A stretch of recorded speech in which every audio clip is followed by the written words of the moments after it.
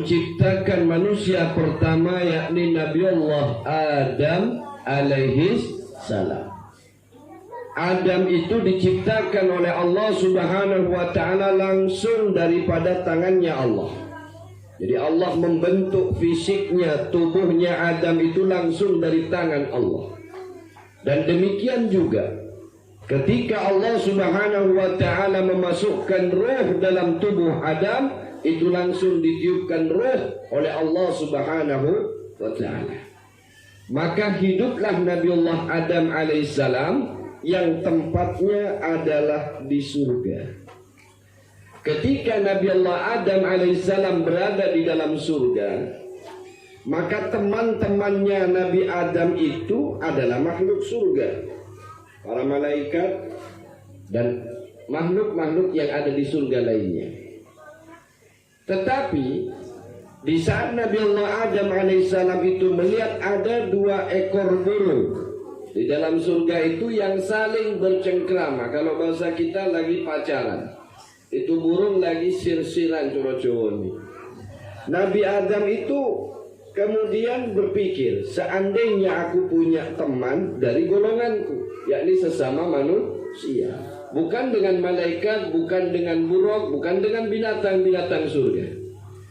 Lalu keinginan Nabi Allah Adam alaihissalam ini dipenuhi oleh Allah Subhanahu wa ta'ala, sehingga Allah menciptakan pasangan untuk Nabi Adam, yakni Siti Hawa, yang diambilkan oleh Allah dari tulang rusuknya Nabi Adam. Makanya wanita itu tercipta dari tulang rusuk, bukan tulang punggung, bukan tulang kaki, bukan tulang sapi, bukan, dari tulang rusuk. Karena wanita itu diciptakan oleh Allah dari tulang rusuk, maka janganlah wanita itu naik di atasnya pria. Maksudnya bukan naik kayak apa, engko ae lewes urusan ngono-ngono kuwi. Maksudnya ojo sampai ndukur wong lanang ngono lho. Jangan wani sama orang lagi. Enggak boleh. Walaupun misalkan wong wedok iki lebih sugih, lebih mampu, lebih hebat dari wong lanang. Tidak boleh sampai di atasnya laki-laki. Suaranya saja nggak boleh lebih keras. Nggak boleh bentak-bentak perempuan itu. Bentak-bentak karo bojone ra pareng, nggak boleh. Kecuali bojomu putih. Apa-apa. Nggak boleh mak-mak lebih keras suaranya dari suami. Iki gak wong kene. Wong lalange padha meneng ayam kaya ustaz. Bojone lambene tipis. Ya Allah, ndak boleh ya. Itu termasuk tata krama. Ini sopan santun.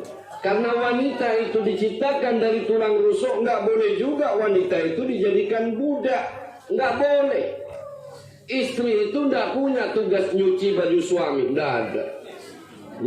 Rongokne kupingmu. Masuk. Mantap. Lanjut. Wong wedok iki gak ono tugase kora-kora ini gak ono. Tugase wong wedok iki kur nurut tok, mak rungokno sampean. Wong wedok iki tugase nurut tok, sitok maca. Nomor goyang. Nurut tok. Itu aja. Lebih ya apa kemudian orang perempuan itu kok yang nyusoni? Sampean delok dalam sejarah. Wong Arab pian iki. Lek ana bojone gelem nyusoni anake, maka orang perempuan ini boleh minta uang kepada suaminya mergani nyusoni anake. Tapi saya belum menemukan hadisnya lek nyusoni bapake jaluk dhewe apa ora ngerti. Iki lek sing nyusoni bayi ya. Makanya kemudian budayanya orang-orang Arab dahulu itu ada tukang susu. Makanya Nabi Muhammad itu kan punya ibu susuan namanya Ibu Roda'ah Halimatus Sa'diyah. Lah ibu-ibu yang nyusoni bapak bayi Yang nyusoni bayi itu boleh minta uang. Mas, mana uangnya? Kenapa? Karena saya nyusoni bayimu. Nah, kalau begitu berarti wanita di dalam Islam itu dijunjung tinggi. Berbeda ketika masa jahiliyah. Di zaman jahiliyah sebelum datangnya Kanjeng Nabi Muhammad sallallahu alaihi wasallam, wong wedok iku cuma jadi budaknya orang laki-laki. Orang perempuan itu tidak ada nilainya.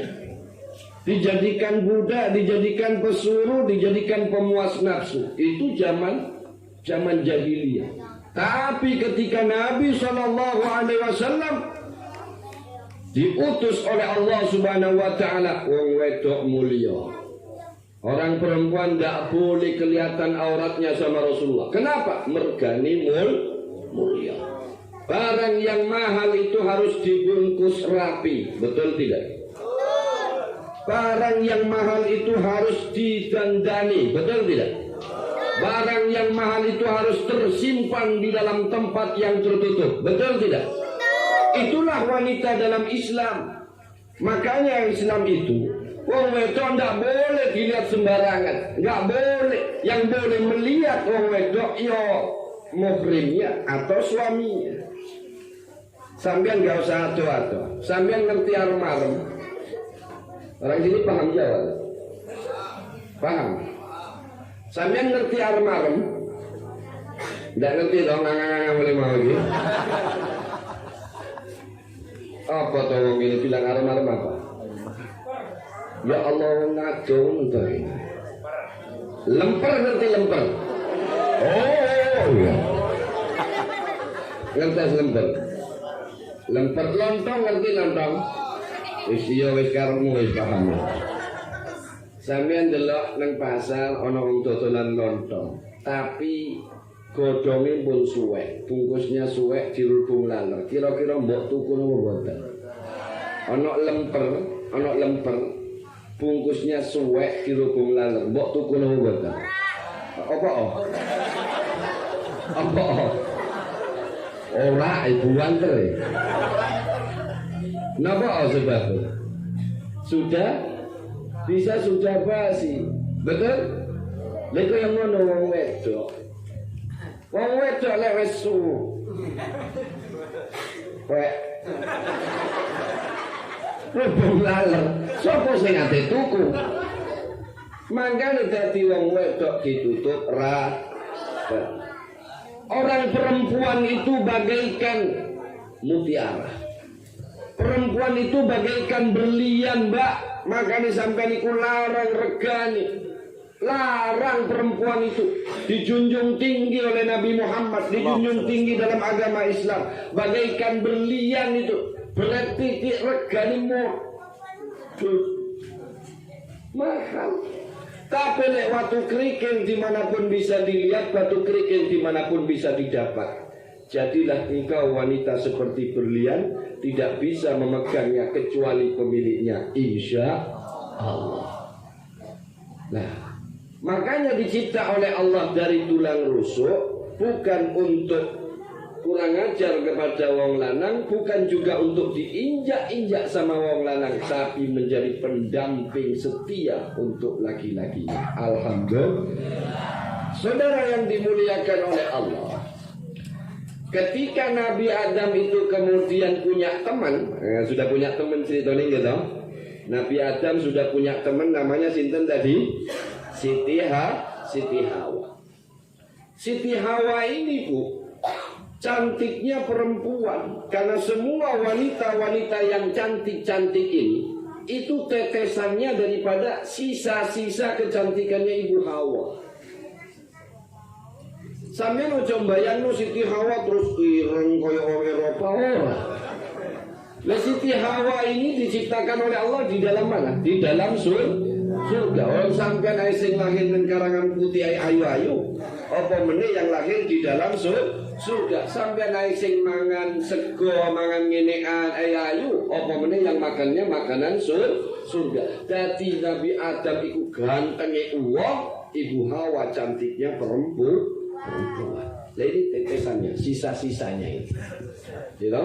Ono sing ireng, ono sing coklat, itu tetesannya. Ibu Hawa ayu dikuat. Nah ketika itu Nabi Adam kemudian kesemsem coro-coro. Ngerti kesemsem? Enggak. Yang mantu air apa? Yang nang mau guru apa? Seneng gandrung. Semsem. Saking ayuni Siti Hawa. Lalu kemudian biasa, makanya iki wis penyakit turunan. Pertama delok wong ayu seneng delok. Kalau ada orang cantik enak dipandang. Kamu seneng enggak? Normal. Roy Nordi, iya nama musuh. Kau tukul. Cantik, suka lihat. Mari dilihat ternyata pingin demik. Ini Nabi Adam. Jadi lihat wong lanang, penyakit keturunan. Mari delok pingin demik. Iya, pingin demik. Nabi Adam ketika mau megang, habis melihat sama Jibril ditahan tangannya, ceples ya cara kita. Macam-macam. Loh nopo Jibril? Ojo. Itu kudu hakmu. Kamu nyentuh dia haram. Karena dia bukan muhrim sama kamu. Lah terus piye caranya aku ndemok? Ya kudu rapi dhisik. Rapi dhisik lagi ndem. Wong kene. Lah wong kene terus piye? Ndemok dikek. Ya Allah. Sing ditowongi sing kaya ngono. Umat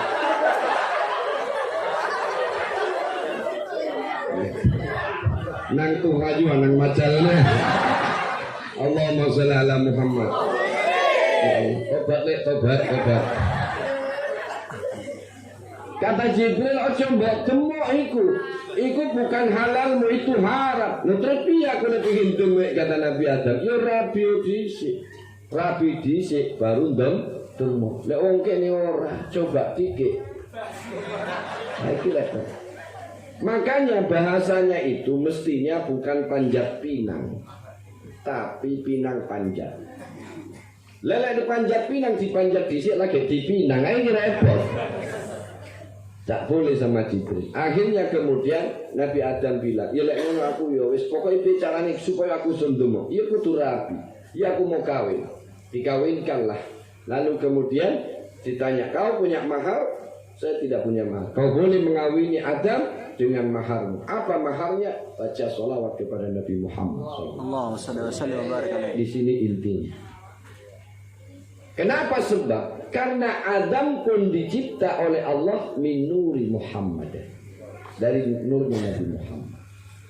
Maka tidak sahlah perkawinan Adam yang nantinya akan menurunkan kita sebagai anak cucu Adam kecuali dengan ismu Muhammad, kecuali dengan nama Nabi Muhammad. Begitu juga setiap engkau ketemu dengan istrimu nanti, sentuhlah dia dengan sholawat kepada Nabi Muhammad. Pandanglah dia dengan sholawat kepada Nabi Muhammad. Saat engkau mau ketemu dengan istrimu, bacakan sholawat kepada Nabi Muhammad. Saat engkau ingin mencium kening istrimu, bacakan sholawat kepada Nabi Muhammad. Saat engkau ingin kumpul dengan istrimu, baca sholawat kepada Nabi Muhammad. Makanya sampai lahirnya pun menimang anakmu dengan sholawat kepada Nabi Muhammad SAW, sehingga hidupmu berkah. Wong biyen, mak biyen itu kalau ngambil beras itu tidak lupa sholawat. Ini apa betul? Lo iya. Baca sholawat. Ngambil beras itu baca sholawat. Ngambil air baca sholawat. Goreng iwak baca sholawat. Makanya orang-orang dulu ahli soleh, ahli ibadah, anak-anaknya soleh dan soleha. Kenapa? Tidak pernah lepas dengan sholawat kepada Nabi Muhammad Sallallahu Alaihi Wasallam. Makanya kemudian berkahi hidupmu dengan sholawat.